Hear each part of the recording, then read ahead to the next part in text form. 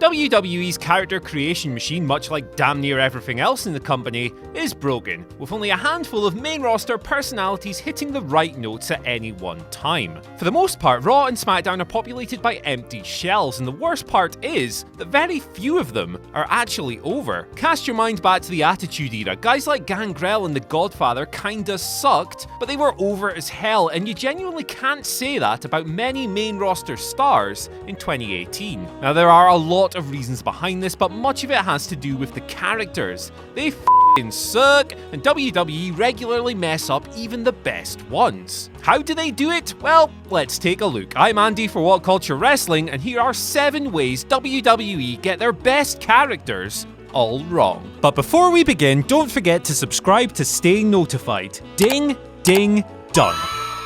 Number 7. Branding, branding, branding. If it feels like everything WWE do these days is designed to sell t-shirts and drive network subscriptions, it's because it is, with the company freely admitting this during earnings calls. Still, it has made their characters super empty. Now, I like Seth Rollins, but what the heck does burn it down even mean? How many times do we need to hear Mr. Monster in the Bank every single Monday? Can Sasha Banks please walk out without Michael Cole screaming out, "It's boss time"?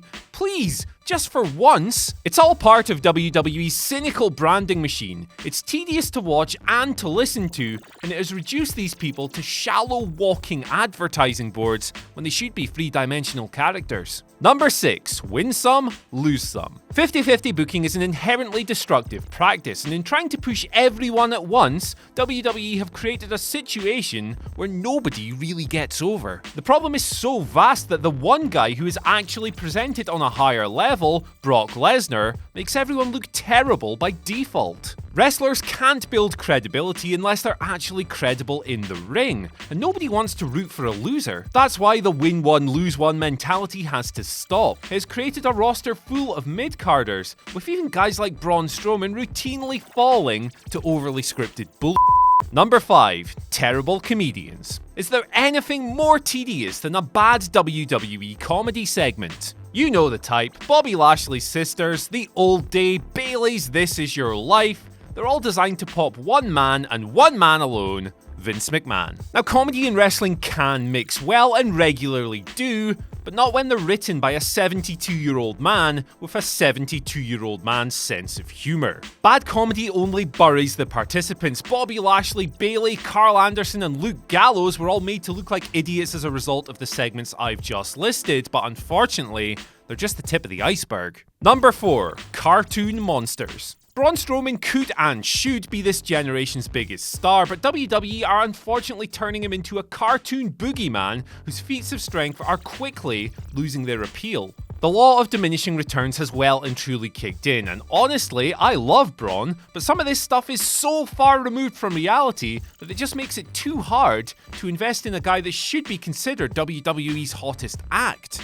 Kane and a host of other monsters have all suffered from similarly goofy presentation over the years. Even Asuka was presented as an oddity prior to losing her undefeated streak rather than the charismatic killer she was in NXT, and it absolutely sucks. Number 3. Everyone is a f***ing moron. WWE wrestlers showing even a general level of common sense or intelligence is incredibly rare these days, with faces and heels alike often portrayed as bumbling, incompetent buffoons. In her feud with Carmella, Asuka was regularly presented as a complete dip, routinely falling for James Ellsworth's most obvious traps. The same can be said for both Kevin Owens and Braun Strowman in their ongoing storyline on Raw. AJ Styles let Shinsuke Nakamura kick him in the balls a dozen times over and still never bought a cup. Roman Reigns is a company golden boy who somehow thinks the Authority are conspiring against him. And unfortunately, the list goes on. How could anyone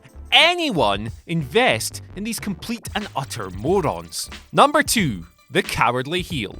The chicken heel is a classic wrestling character that, when done well, creates immense heat for a suitably Weasley antagonist, but it's not for everyone, and WWE's overuse of the character type is absolutely maddening. Almost every bad guy in the company is a coward, even Kevin Owens, who was once a borderline sociopathic prizefighter, but now makes a mockery of the Fight Anyone t-shirt he always wears on Raw. Now, we don't need every single heel to look strong as hell all of the time, but wouldn't it be nice to see at least a few of them show just a little bit of backbone every now and then? Number 1. Babyface bullies. This is the worst WWE character type of all time, even though the company's biggest historical offender is now a part-timer. John Cena was, at times, let's be honest, a complete piece of shit.